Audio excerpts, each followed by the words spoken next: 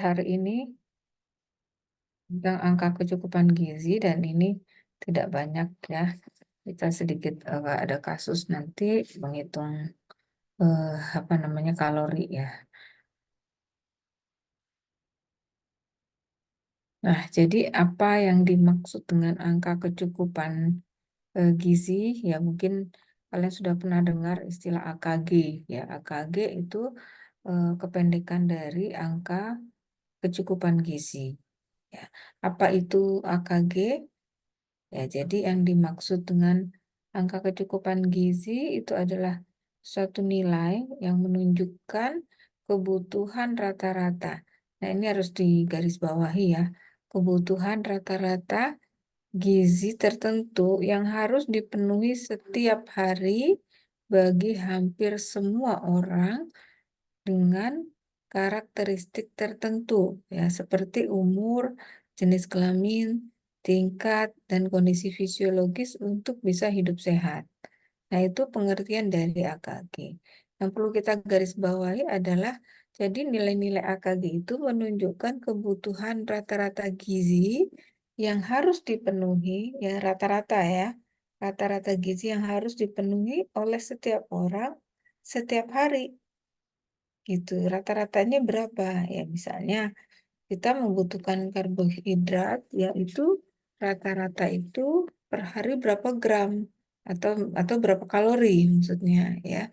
Nah, itu kebutuhan rata-rata ya dengan misalnya umur sekian, jenis kelamin sekian. Nah, berapa rata-rata kebutuhannya ya dari setiap zat gizi itu? Apakah itu karbohidrat, protein, vitamin dan mineral. Jadi itu menunjukkan rata-ratanya yang harus kita penuhi setiap hari ya per orang. Jadi kebutuhan rata-rata ini tidak sama ya setiap orang, tergantung jenis kelaminnya, tergantung umurnya ya, bahkan tergantung dari kondisi fisiologisnya juga gitu. Jadi angka-angka yang tertera di dalam daftar AKG ini menunjukkan rata-rata saja ya dan dari range usia orang antara sekian sampai sekian, kemudian jenis kelaminnya apa. Tapi kalau dihitung per orang itu bisa berbeda ya karena setiap orang dengan misalnya dengan umur yang sama punya karakteristik yang beda ya. Sama-sama contohnya misalnya si A dan si B sama-sama jenis kelaminnya perempuan. Kemudian apa namanya umurnya sama ya sama-sama jenis kelamin perempuan umurnya juga sama. Belum tentu kebutuhan zat gizinya sama ya karena itu nanti akan banyak faktor yang mempengaruhi ya apakah aktivitas fisiknya sama ya ada aktivitas fisiknya ringan, sedang, berat ya apakah kondisi kesehatannya sama ya kondisi fisiologisnya misalnya kemampuan metabolisme zat gizinya sama atau tidak ya. Nah, itu akan sangat berpengaruh. Jadi walaupun karakteristiknya sama, belum tentu kebutuhan gizinya sama. Nah, AKG itu menjadi panduan untuk melihat berapa sih rata-rata kebutuhan zat gizi kita dengan karakteristik kita yang seperti ini. Itu. Nah, itu AKG. Jadi yang harus digarisbawahi adalah rata-rata ya. Dan ini harus dipenuhi setiap orang, hampir semua orang. Ya, setiap hari maksudnya setiap hari hampir semua orang. Nah, kata-kata di sini ada istilah hampir semua orang. Kenapa nggak semua orang? Kenapa AKG ini tidak diperuntukkan untuk semua orang? Nah, ini menarik pertanyaan. Tapi hampir semua orang, kalau hampir semua orang kan berarti ada sebagian orang yang tidak menggunakan kebutuhan AKG ini. Nah, kira-kira ada yang bisa kasih pendapat? Nggak apa-apa salah. Kenapa di sini istilahnya hampir semua orang, bukan semua orang? Gitu. Nah, silakan, ada pendapat nggak?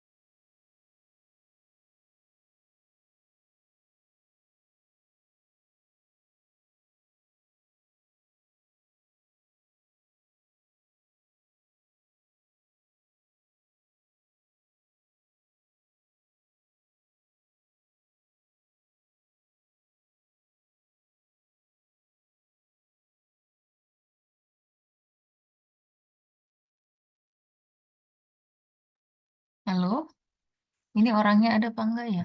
Saya minta on cam aja deh kalau gitu biar saya bisa lihat nih. Sebenarnya kuliah atau enggak itu. Coba posisinya bagaimana. Saya mau lihat on cam aja semuanya ya. Kan kalian yang minta online.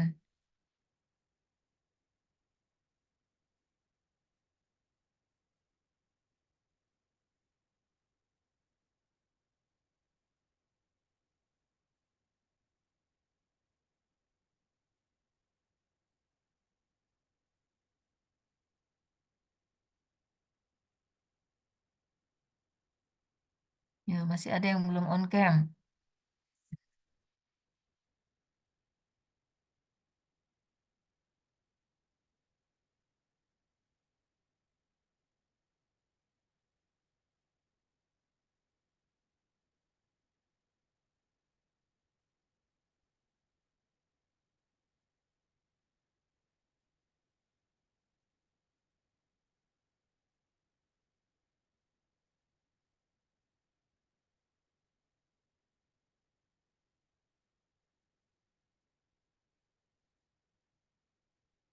Masih ada yang belum on cam.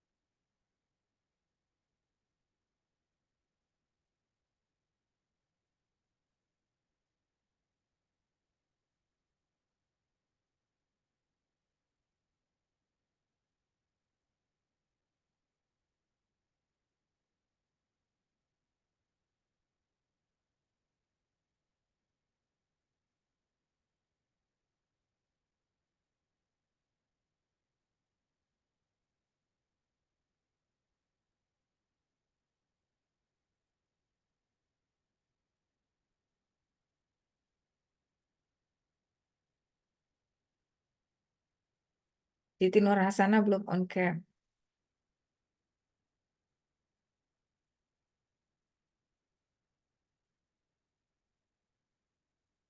Kalau nggak on cam dikeluarkan saja dari Zoom.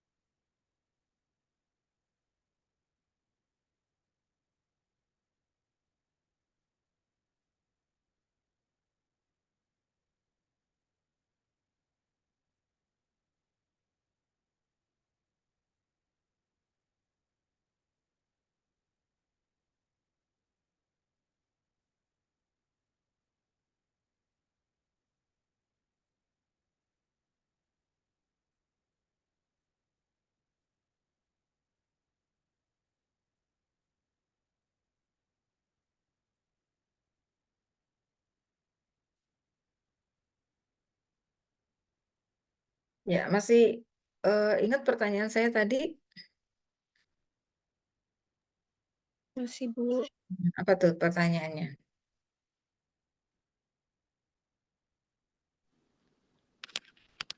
kenapa AKG mengapa Bu? rata-rata AKG, rata-rata gizi tertentu yang harus dipenuhi setiap hari bagi bagi hampir semua orang. Kenapa nggak semua orang gitu kan ya Bu? Ya, betul. Ada yang bisa kasih pendapat. Kalau pendapat boleh salah, boleh benar ya. Jadi nggak ada pendapat yang salah. Silakan.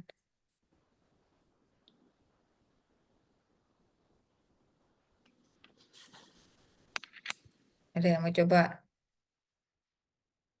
Putri?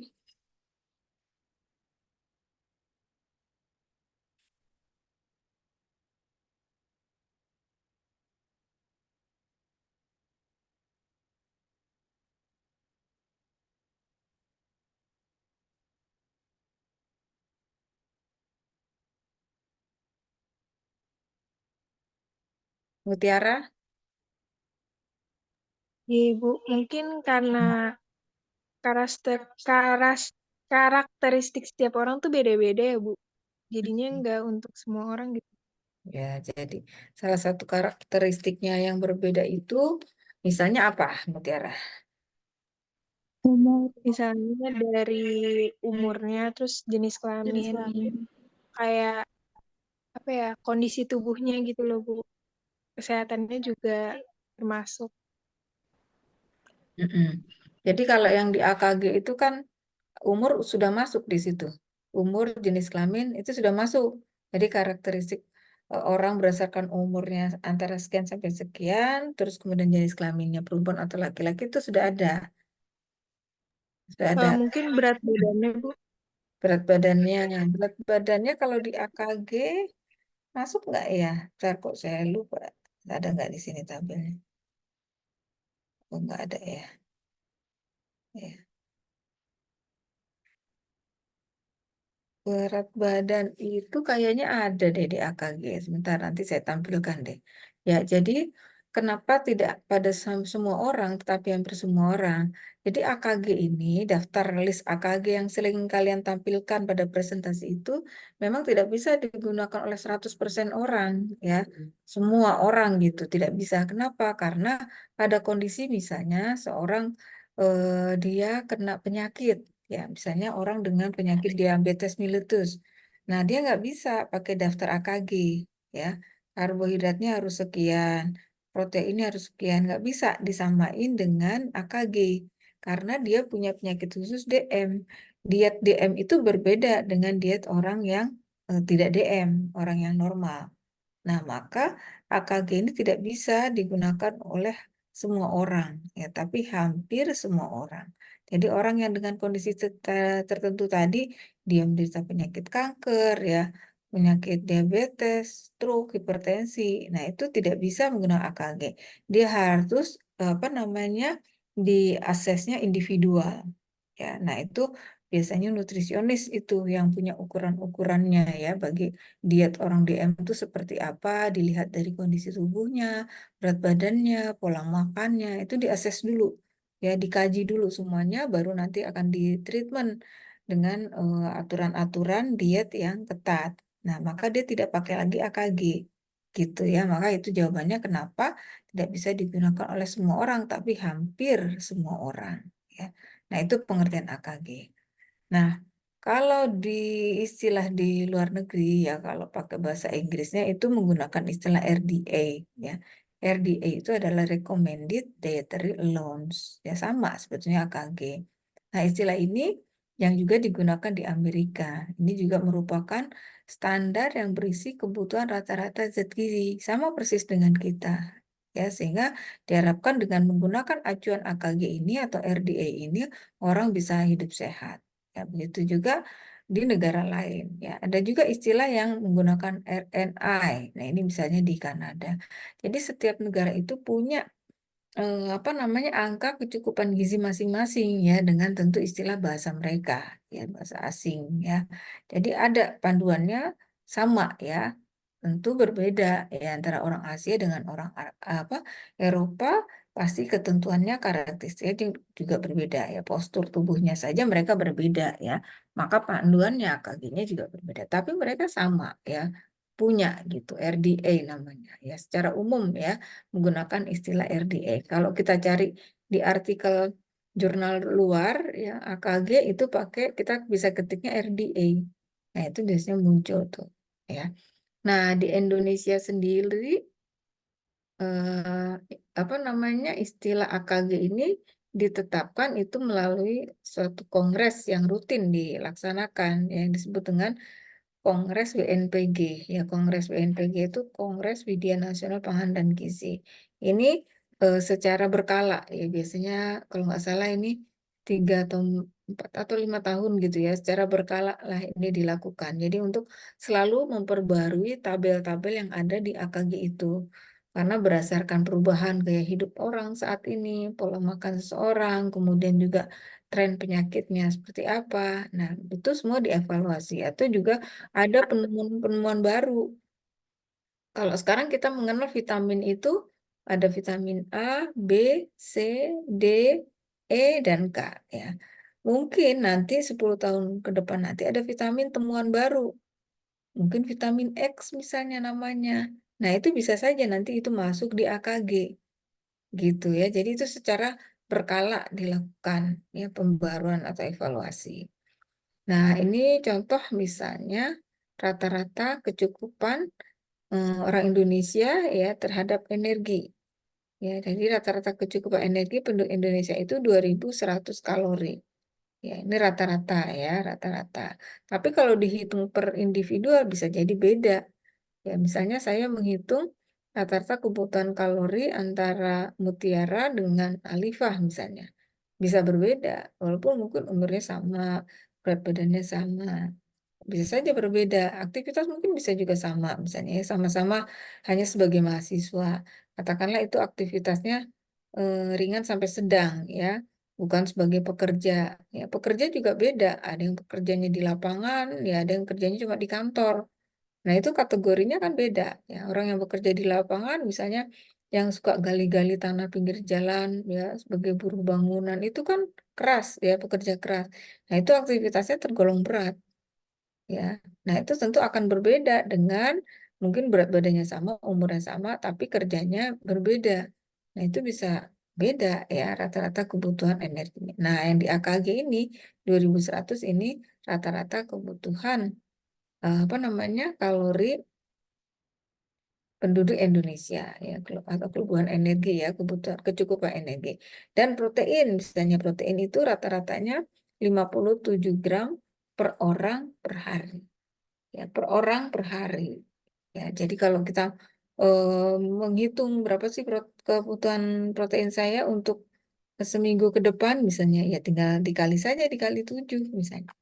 Oh, misalnya di keluarga saya ada sekian orang, ya dikali saja, dikali jumlah orang, terus dikali berapa hari yang mau dihitung. Mungkin untuk perencanaan misalnya ya. Nah, biasanya ini untuk perencanaan apa namanya perencanaan gizi misalnya di suatu pelayanan ya atau dalam kondisi bencana alam misalnya ya mau dihitung cukupan yang dibutuhkan oleh korban bencana itu berapa sih kalorinya berapa gram kebutuhan protein nanti dihitung dengan bahan bakunya berapa dan seterusnya.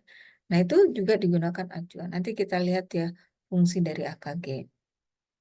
Nah, AKG di Indonesia ini diperkenalkan pertama kali ya oleh LIPI tahun 1968. Oh ini ya, secara berkala akan ditinjau ulang ya 5 tahun secara per 5 tahun. Nah, kalau kita lihat tabelnya AKG ya, yang sering kalian tampil itu, AKG ini digunakan pada tingkat konsumsi untuk kecukupan energi, ya, kalori total, ya, kemudian karbohidrat, protein, lemak, vitamin, mineral, serat, dan air. Ya, air juga penting ya, supaya kita bisa memastikan bahwa kebutuhan cairan dalam tubuh kita ini cukup. Ya. Nah, kalau kita lihat sekarang di sini bagan ya. Bagian dari penggunaan angka kecukupan gizi untuk menilai asupan gizi dan perencanaan konsumsi pangan.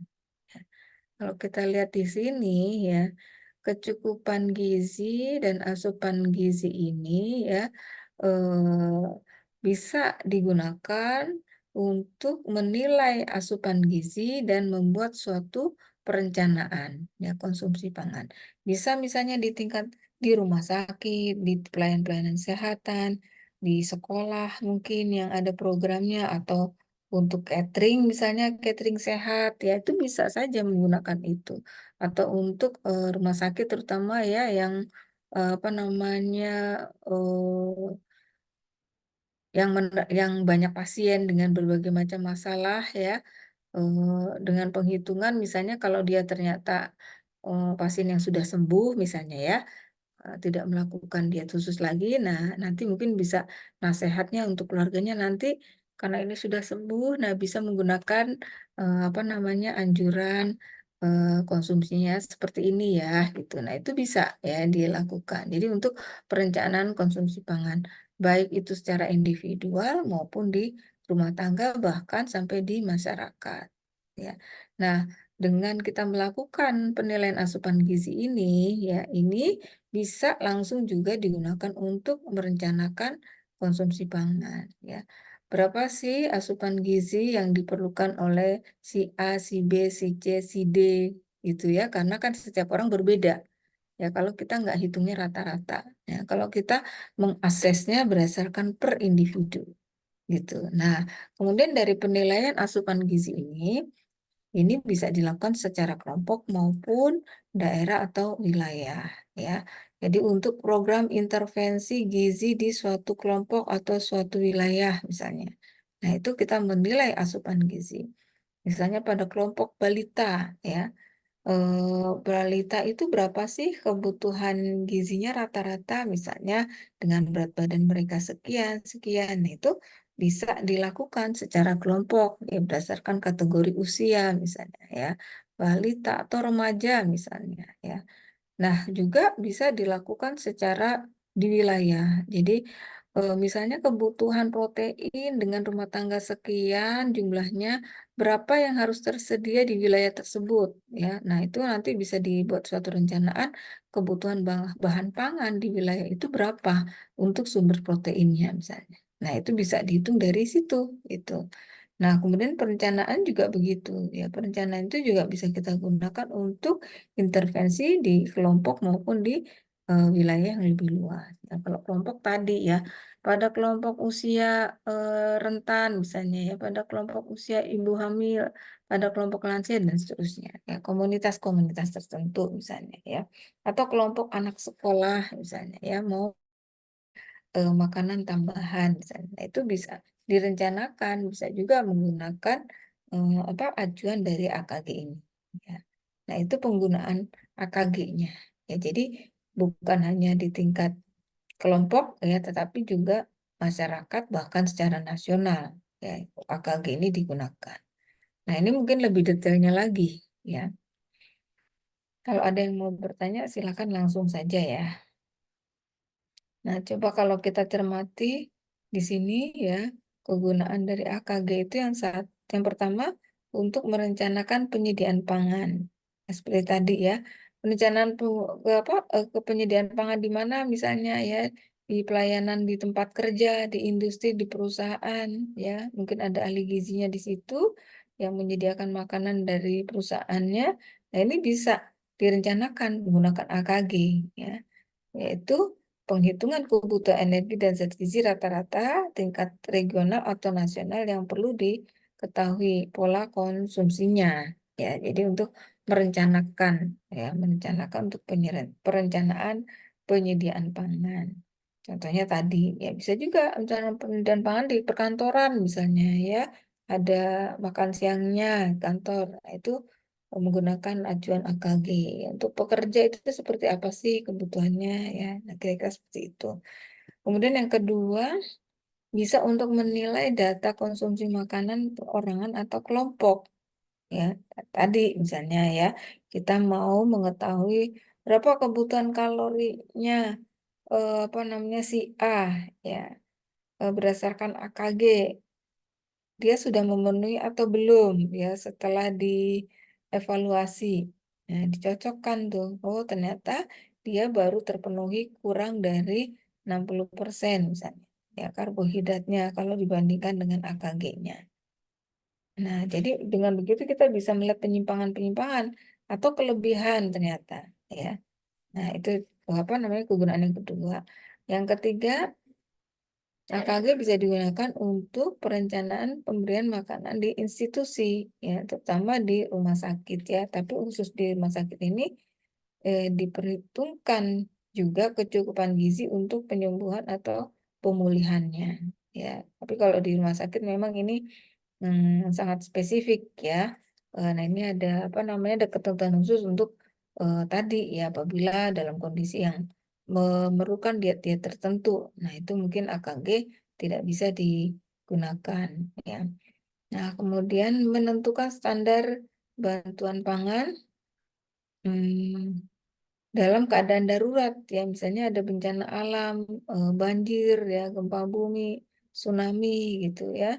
Nah, itu kan tentu kebutuhan pangan ini kan menjadi satu hal yang pokok ya, apalagi di situ misalnya banyak bayinya ya, banyak anak balitanya, banyak lansianya. Nah, itu bagaimana menyediakan makanan dengan berbeda kelompok. Ya, kan tidak mungkin sama, tidak mungkin bisa kita berikan makanan bayi ya sama dengan makanan lansia misalnya ya. Nah, ini kan tentu harus dipikirkan nilai gizinya gitu ya dengan kelompok yang berbeda-beda. Nah, atau misalnya untuk memberikan PMT ya. PMT itu pemberian makanan tambahan untuk kelompok-kelompok rawan ya. Nah, ini juga harus dihitung ya berdasarkan angka kecukupan gizinya. Nah, kemudian angka kecukupan gizi ini juga digunakan paling penting ini ya untuk menentukan label gizi pada makanan atau minuman yang dikemas. Nah, ini kan kemarin sudah dapat PR ya untuk melihat kelas ini atau bukan ya melihat bahan tambahan pangan apa yang digunakan pada makanan atau minuman yang dikemas ya. Nah, pada label gizi biasa yang kalian lihat itu ya dicantumkan AKG. Nah, dari sini udah mulai belajar nih. Yang dimaksud dengan AKG pada label gizi itu seperti apa sih? Nanti saya lihatin ini ada contohnya ya. Nah, jadi AKG ini biasanya pada label gizi ini biasanya dicantumkan persentase dari AKG yang dianjurkan ya untuk satu porsi dari makanan tersebut. Jadi label gizi harus pada produk-produk makanan minuman yang dijual bebas ya. Nah, ini harus mencantumkan AKG-nya ya. Ini yang bukan rumahan ya. Kalau rumahan tidak ada informasi itu ya. Artinya yang dijual pabrikan yang beredar luas ya, yang dikonsumsi oleh masyarakat luas. Nah, ini harus mencantumkan label gizinya di mana di dalamnya itu ada AKG-nya. Jadi orang dengan baca label itu akan mempertimbangkan ini baik apa enggak ya buat saya snack ini, minuman ini, kalorinya berapa ya, tinggi enggak ya lemaknya. Nah, dengan adanya pencantuman label gizi itu kita bisa mempertimbangkan beli atau enggak gitu ya. Nah, itu AKG yang digunakan. Nah, terus berikutnya sebagai bahan penyuluhan atau pendidikan gizi. Nah, ini pasti penting ya. Jadi ketika memberikan edukasi, kita menyampaikan bahwa untuk kebutuhan gizi misalnya ibu hamil ya, menurut AKG itu ada penambahan.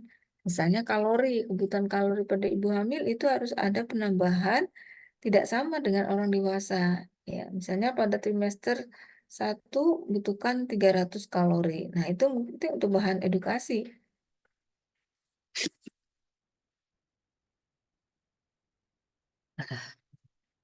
Sumpah udah makan belum? Ada nasi kotak tuh. Di mejanya sebar. Masuk ke tapi kan nggak ada orang. Tadi aku kasih ke Heru, katanya ya udah makan.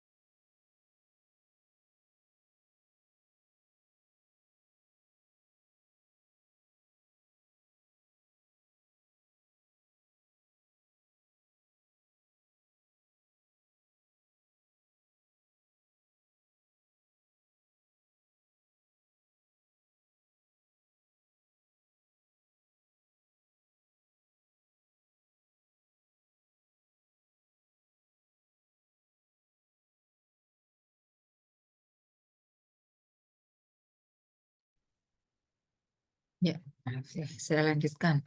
Nah, ini contoh label gizi yang terdapat pada kemasan ya. Kalian kan sering lihat ini ya, baik itu di bahan pangan yang masih mentah atau yang sudah matang atau makanan atau minuman ya. Kita lihat di sini informasi nilai gizi ya. Nah, di sini ada persentase AKG. Nah, ini yang wajib ada nih ya. Nah, di sini juga ada ketentuan yang membuat label itu nggak sembarang label, nggak sembarang nulis gitu ya. Jadi ada ketentuan fontnya ya, mana yang harus ditebalkan, mana yang harus dicetak miring, itu semua ada ketentuannya dalam membuat label ini. Nah, contoh di sini takaran ini cuma nggak dikeliatin produknya apa ya. Di sini ada takaran saji 5 keping ya, atau 27 gram. Jadi 5 keping ini ada 27 gram beratnya ya. Jadi mungkin ini biskuit ya, ada 5 keping biskuit dalam satu kemasan. Nah, jumlah sajian per kemasan itu 15 ya. Jumlah sajian per kemasan ada 15. Takaran sajinya 5 keping. Jadi per sajian itu eh, takarannya itu 5 keping. Ya, jadi kalau per kemasan mungkin di sini ada 15 ya. 15 keping berarti ini untuk 3 kali sajian gitu. Yang satu kali sajiannya 5 keping. Nah, informasi yang di sini ada jumlah persajian, energi totalnya 102. Ingat ya, di sini jumlah persajian, bukan total dari 5 keping. Ini tapi ini persajian. Yang apa namanya, bukan total 15 keping, tapi ini 5 keping gitu ya, persajian. Jadi setiap kali sajian itu kalorinya 120. Jadi kalau kita menghabiskan semua keping ya di dalam sajian ini itu bisa apa namanya bisa lebih banyak dari 120 ini ya, karena ini cuma persajian loh, sedangkan satu box itu katakanlah itu ada 3 kali sajian misalnya untuk 3 kali sajian, nah dikali 120 kali 3, nah berapa tuh kalorinya gitu. Jadi jangan kita salah ya membacanya, memahaminya, ini jumlah persajian. Nah, jadi energi totalnya 120 kilokalori, energi dan lemaknya 45 kalori. Nah, ini jadi pertimbangan kita ya. Nah, kita lihat misalnya kalau di AKG-nya itu ya berapa persen ini apa namanya snack ini dari kecukupan AKG-nya. Jadi kalau kita makan snack ini, berapa persen sudah kita terpenuhi angka kecukupan gizinya. Nah, di sini ada informasinya lemak total. Ya, lemak totalnya 5 gram. Ya, 5 gram. 5 gram itu berarti kalau kita makan apa namanya snack ini ya dalam satu kali sajian itu sudah terpenuhi 8% dari kebutuhan lemak total kita. 8% dari AKG. Ya, begitu juga lemak jenuh ya. Lemak jenuh ada 2 gram atau sudah terpenuhi 11% dari AKG kita. Nah, begitu juga protein, karbohidrat ya, dan gula ya. Kalau gula ini tidak ada di AKG karena gula itu tidak dianjurkan. Apa namanya? Gula itu memang tidak dianjurkan ya, atau tidak dibutuhkan dalam tubuh sebenarnya. Nah, di sini ada informasi 8 gram. Nah, kita boleh mengkonsumsi gula dalam satu hari menurut pedoman gizi seimbang berapa gram? 4 sendok makan ya. 4 sendok makan dikali 1 sendok makan itu berapa ya? 5 gram kalau nggak salah ya. Nah, di sini mengandung 8 gram. Jadi kalau kita makan semua keping, ya katakanlah ada 15 keping misalnya, jadi 15 kali 8 gram. Nah, itu sudah terpenuhi berapa gulanya. Nah, gitu kira-kira ya. Jadi informasi ini kita bisa mengetahui. Jadi kalau kita eh, sering mengkonsumsi satu box ini ya, berarti persen AKG bisa aja kelebihan gitu ya. Ini kalau satu kali sajian aja sudah terpenuhi 8%. Ya memang masih jauh sih. Ya kalau kita dianjurkan AKG kan harusnya 100% kita sudah memenuhi AKG. Ini memang kecil ya, tapi kita lihat yang lemak jenuhnya ini kebetulan kolesterol nggak ada ya, karena mungkin ini dari produk nabati. Kira-kira seperti itu. Begitu juga misalnya mineral. Ya, mineral di sini ada informasinya natrium. Natrium 90 miligram. Kalau kita mengkonsumsi satu kali sajian, kita sudah memenuhi 4% AKG kita. sudah terpenuhi kebutuhan natriumnya. Ya. Nah, tapi dilihat lagi kalau natrium itu kan bagian dari garam ya. Jadi berapa kita diperbolehkan mengkonsumsi garam dalam satu hari? Ya, berapa gram? Nah, ini kalau kita mengkonsumsi ini satu penyajian, satu sajian itu 90 miligram. Nah, hati-hati jangan sampai terutama misalnya snack-snack yang asin itu pasti natriumnya lebih tinggi tuh. Ya, yang misalnya yang mengandung keju ya, yang gurih-gurih. Nah, itu pasti natriumnya lebih tinggi bisa jadi ya. Nah, itu begitu maksudnya. Jadi ini menjadi panduan untuk cara menghitung apa namanya dengan melihat label gizinya. Nah, kemudian di sini ada informasi juga. Ini yang juga wajib nih, ya paling bawah nih bisa kalian lihat ya. Persen AKG berdasarkan kebutuhan energi yaitu 2150 kalori. Nah, ini berdasarkan AKG ya. Apa namanya? Ini AKG yang terbaru. Nanti kita lihat ya, berapa persen AKG dari kebutuhan energi kita yang dianjurkan rata-rata. Nah, di sini biasanya suka ditulis menurut AKG tahun sekian gitu. Biasanya sih UNBG tahun sekian, tapi ini nggak ada ya. Nah, tapi paling nggak ini harus disampaikan. Jadi informasi yang di atas ini ya, yang sekian persen ini mengacu pada berdasarkan kebutuhan energi 2150 kalori gitu. Nah, nah ditambah lagi catatan di sini, kebutuhan energi Anda mungkin lebih tinggi atau lebih rendah. Artinya 2150 ini kan rata-rata kebutuhan orang ya. Bisa jadi kita lebih tinggi atau bisa juga lebih rendah. Ya tergantung tadi. Misalnya kalau dihitung per individu, tergantung aktivitas fisiknya, berat badannya, ada BMR-nya juga. Ya, jadi bisa lebih, bisa kurang. Maka dikasih notnya begini. Ya, tapi secara rata-rata kita membutuhkan energi 2150. Tapi kalau secara individu ini nggak bisa jadi patokan juga. Ya, kalau orang yang berat badannya lebih, mungkin dia harus kurang dari 2150 gitu. Ini kan kebutuhan rata-rata. Tadi kembali ke pengertian dari AKG. Gitu ya. Nah, terus silakan kalau ada yang mau ditanya.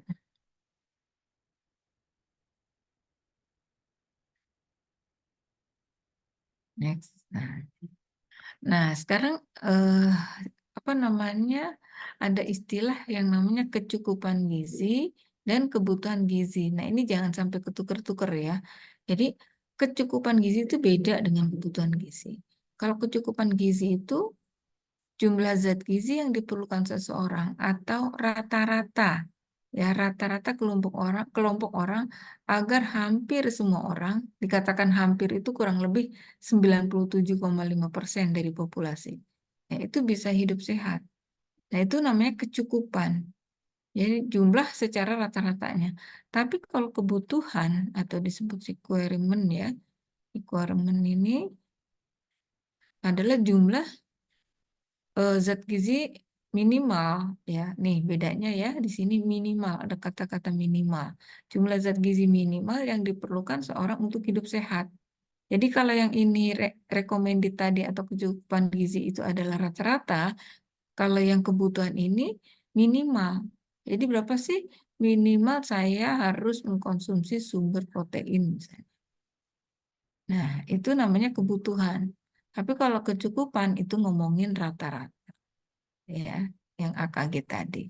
Nah, kebutuhan ini setiap orang beda-beda. Gimana bisa kita tahu kebutuhan saya sekian, kebutuhan dia sekian? Harus dihitung secara individual. Nah, nanti ada nih cara penghitungannya. Ya, nanti saya lihat RPS-nya dulu ya. Masuk nggak di dalam RPS? Kalau masuk, kita akan belajar menghitung itu. Kebutuhan gizi per orang.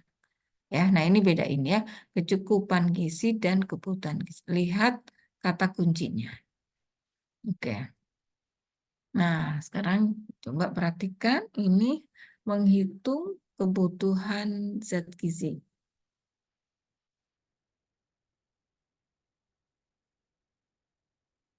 Ya, sebentar.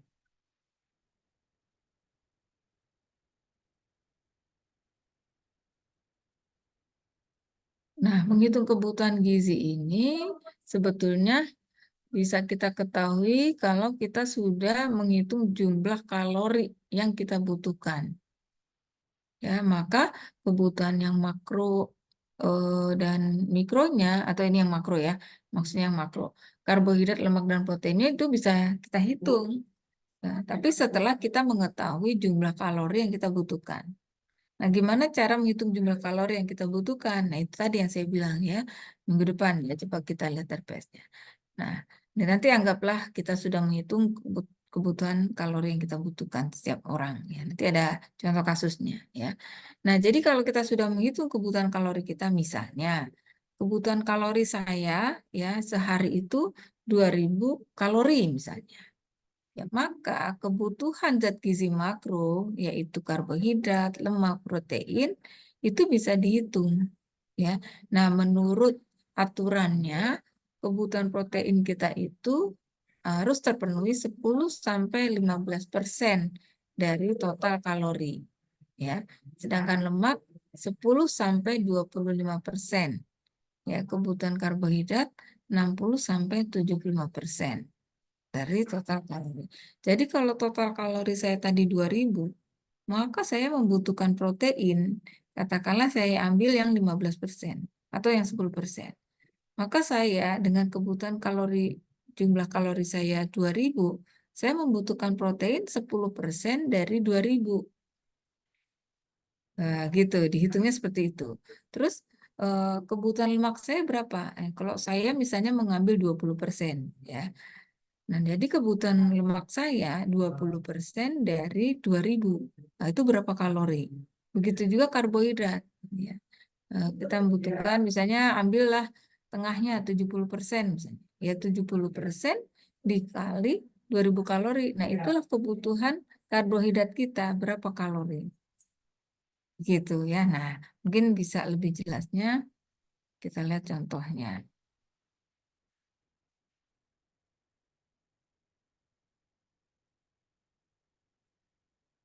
Nah, ini contohnya ya. Sebentar.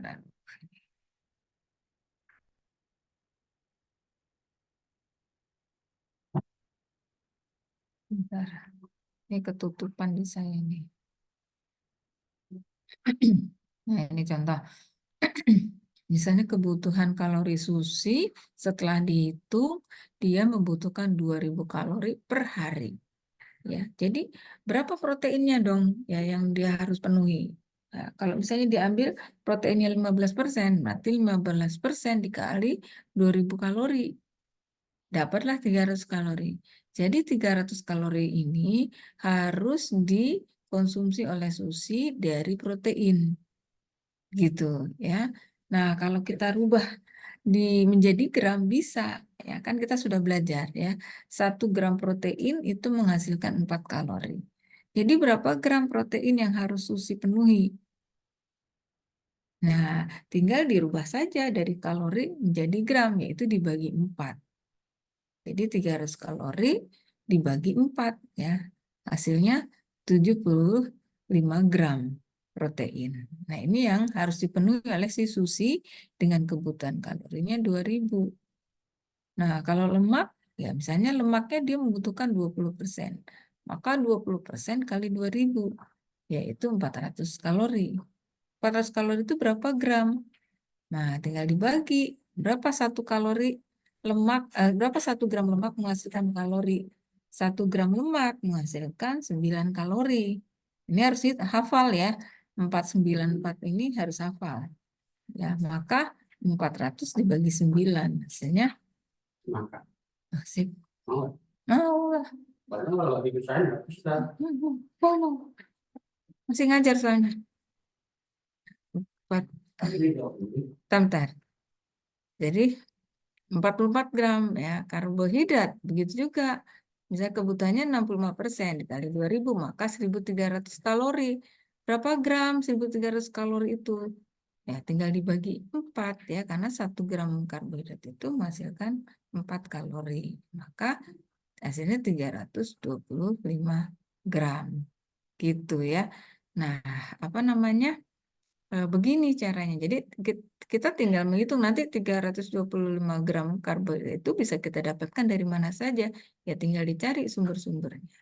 Kalau nasi satu piring itu beratnya kalorinya kurang lebih, kalau nasi 100 gram ya, nasi 100 gram itu beratnya kurang lebih mengandung 275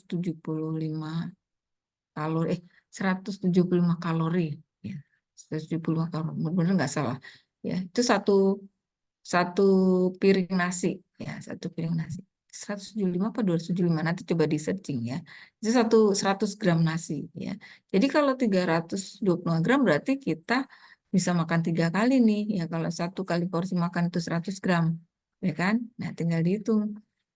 Kasih bahan kayaknya enak banget. Tapi berarti kita bisa dapat 3 kali makan nih ya, untuk 325 gram kalau sehari kita membutuhkan segini. Gitu. Tapi itu belum apa namanya, dari yang lain-lain. Harusnya 320 gram ini sudah dari snack ya, sudah dari makanan selingan ya, totalnya segini sehari. Kalau nanti kelebihan, setiap hari kelebihan, itu bisa lama-lama jadi yang disebut tidak seimbang atau berat badan lebih ya. Kebalikannya, kalau kita kurang dari yang hitungan-hitungan ini, maka kita bisa lama-lama jadi kekurangan berat badan atau bisa gizi kurang gitu ya. Nah, ini contoh penghitungan seperti ini ya. Jadi prinsip 494 ini harus kita ingat ya. Protein 1 gram itu berapa kalori, lemak itu berapa kalori, karbohidrat berapa kalori. Nah, barulah kita bisa menghitung apa namanya, diubah menjadi gramnya itu berapa ya. Nah, jadi kalau misalnya proteinnya 75 gram sehari harus terpenuhi, ya kita harus, misalnya kalau saya konsumsi telur tuh berapa banyak ya telurnya sehari. Nah, tinggal dicari aja ya, satu butir telur, telur itu ada yang kecil ada yang besar ya. Kalau kecil itu berapa gram ya. Nah, tinggal kita sesuaikan ya. Tapi kan tidak mungkin 75 gram itu harus dari telur semua ya. Kan kita makan lauknya beda-beda ya. Ada dari ikan, ada dari ayam ya. Nah, kurang lebih ini seperti ini gitu ya cara menghitungnya. Tapi ini tadi kebutuhan kalori totalnya harus kita hitung, harus kita ketahui. Nah, cara mengetahuinya nanti kita belajar ya. Kira-kira seperti itu. Sampai di sini dulu, ada pertanyaan?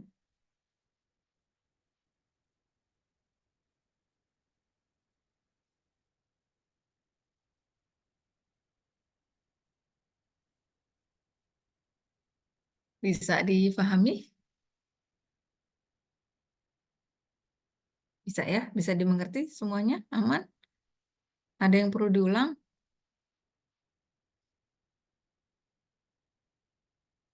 Perlu diulang nggak?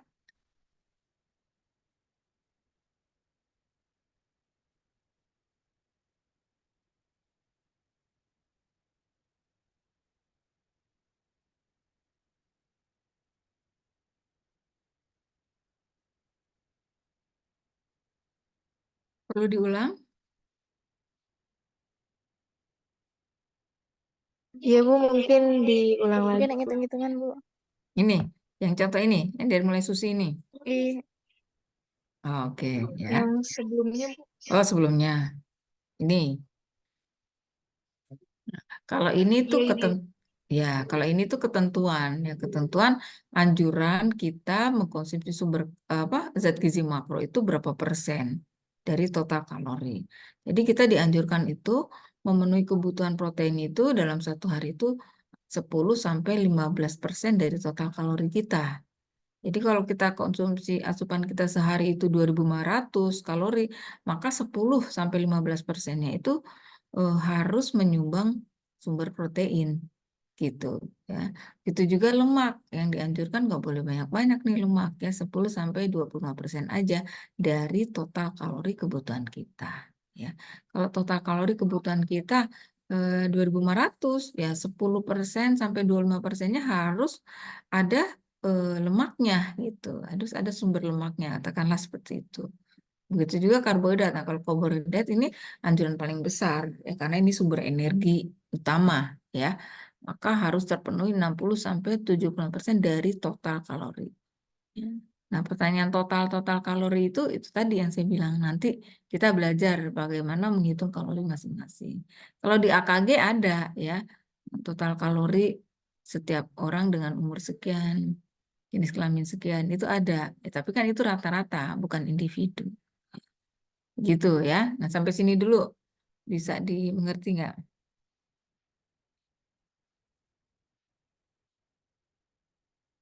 Bisa difahami yang ini? Bisa, Bu. Oke, ya. Nah, kalau ini sudah difahami, jadi ini kan anjuran ya, yang memang disarankan gitu. Nah, sekarang total kalorinya itu dihitung masing-masing ya. Nah, ini contoh kasusnya, katakanlah si Susi. Susi ini udah dihitung nih, berdasarkan umur dia, jenis kelamin dia, aktivitas dia, basal metabolisme dia. Ternyata dia tuh membutuhkan kalori 2000 setiap hari.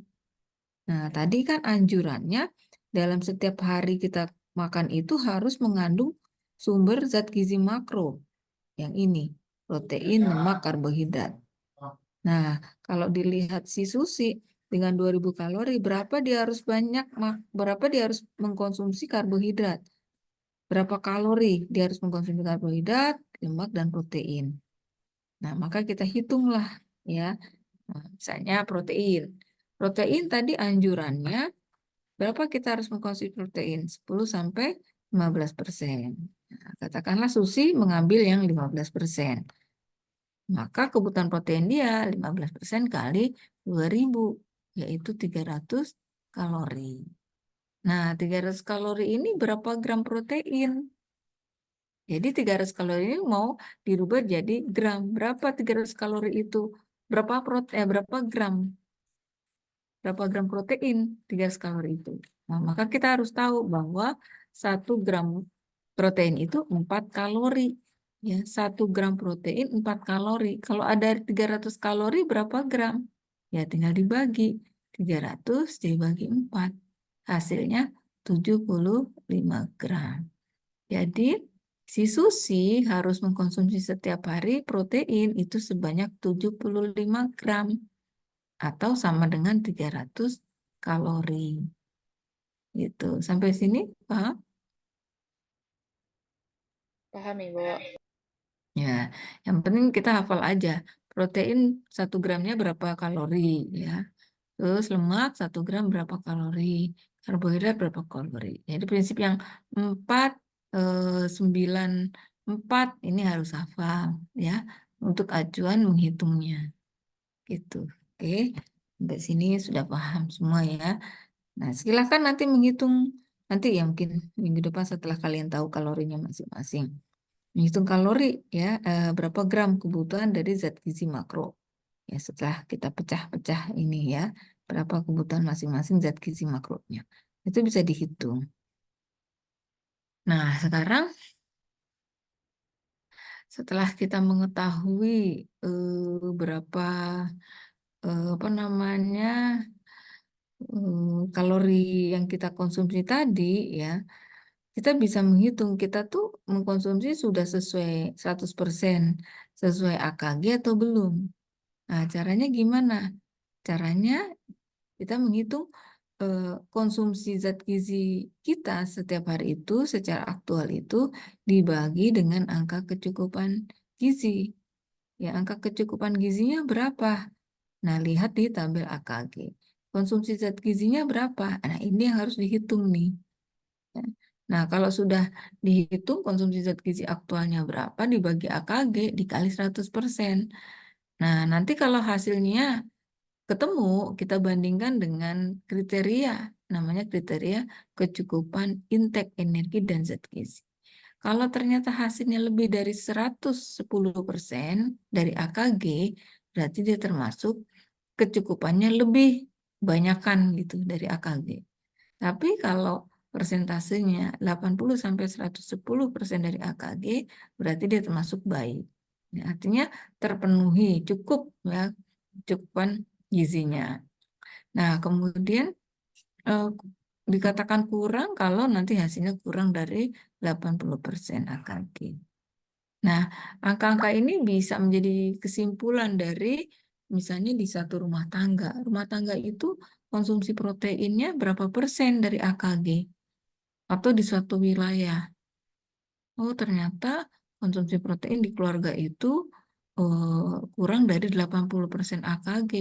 Berarti kecukupannya termasuk kurang. Nah, berarti keluarga itu kurang mengkonsumsi protein.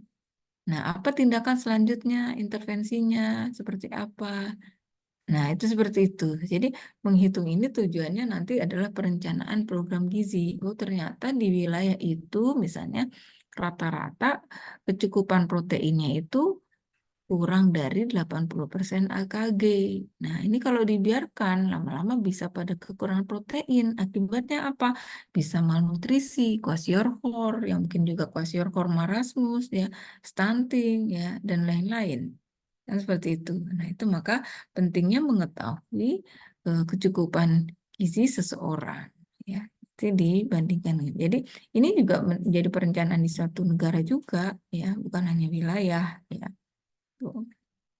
Nah, saya rasa terkait dengan AKG ini materinya Jadi memang sudah mahasiswa. untuk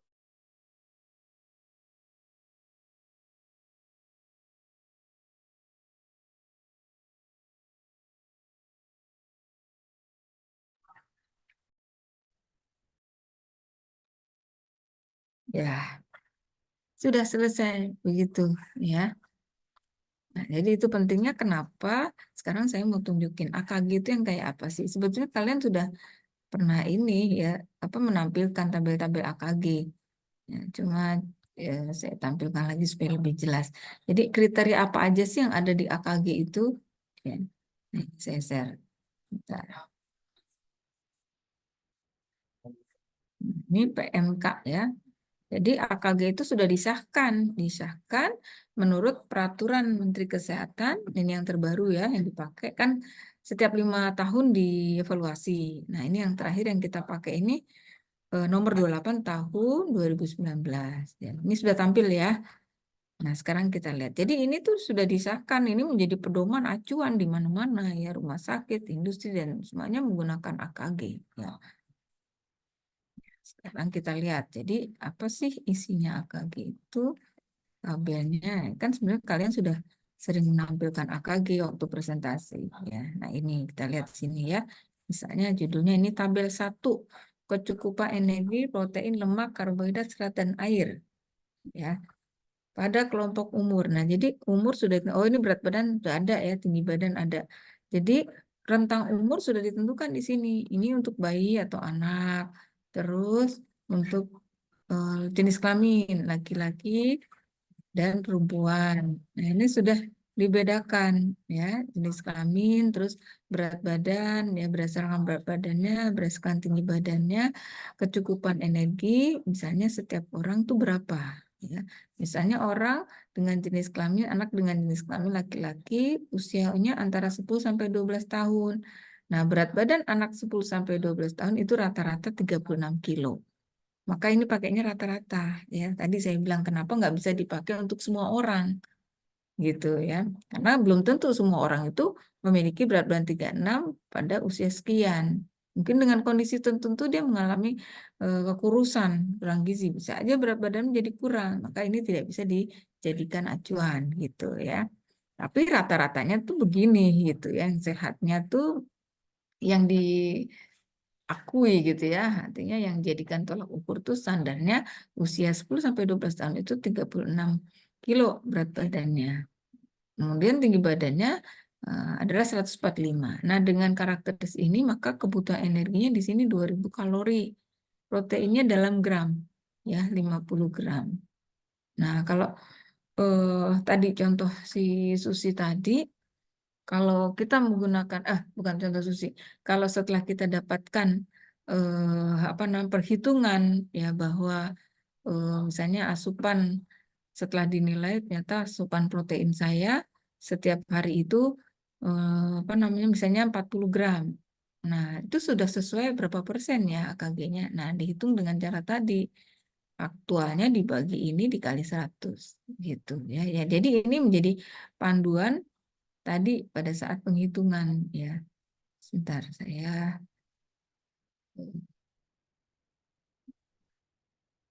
pindah dulu. Ini share screen aja.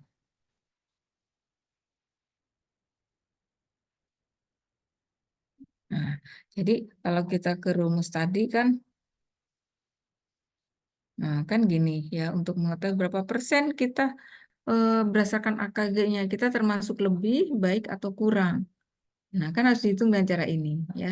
Jadi kita hitung dulu konsumsi secara aktual kita tuh setiap hari makannya berapa gitu ya. Protein misalnya berapa gram sehari kita itu makan ya. Kemudian dibagilah angka kecukupan gizi kita ya sesuai dengan tadi rekomendasi yang tadi ya.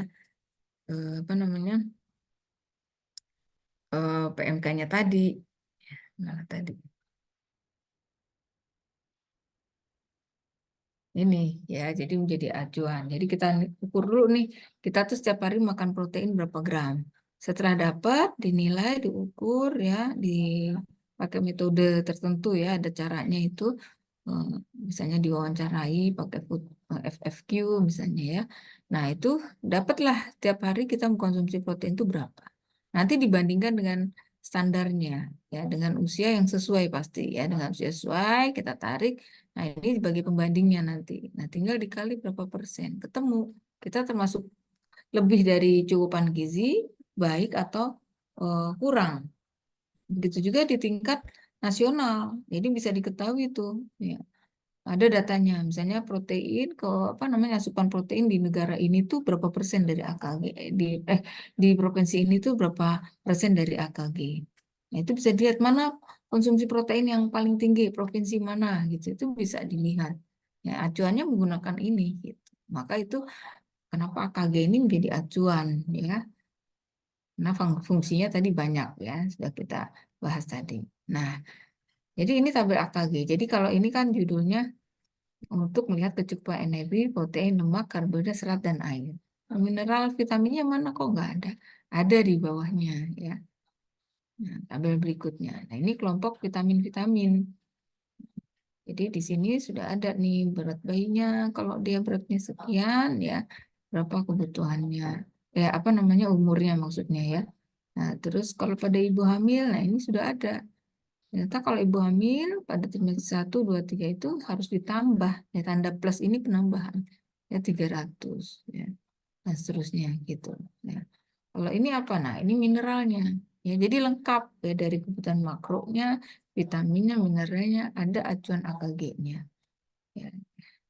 Nah kira-kira seperti itu. Jadi ini disahkan dan ini menjadi panduan di seluruh terutama para nutrisionis ya yang menggunakan acuan untuk apa namanya treatment. Nah, saya rasa itu yang bisa kita bahas hari ini. Ya, silakan ada pertanyaan. Bisa dimengerti atau masih ada yang dibingungin?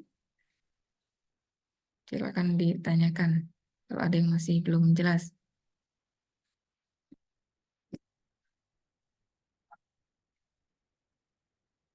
Cukup bisa dipahami? Aman? Aman ya? Nanti kalau ujiannya itu ada hitung-hitungan gitu, tapi pilihan ganda nanti ya semua soalnya nanti multiple choice, tapi tetap ada hitungan kasus gitu ya. Jadi nanti kalian tetap harus hitung ya. Nanti jawabannya tinggal memilih ya. Itu pokoknya ya sama soalnya itu kemarin. Oke, baik itu saja. Kalau semuanya tidak ada pertanyaan, silakan di foto screenshot untuk kehadirannya.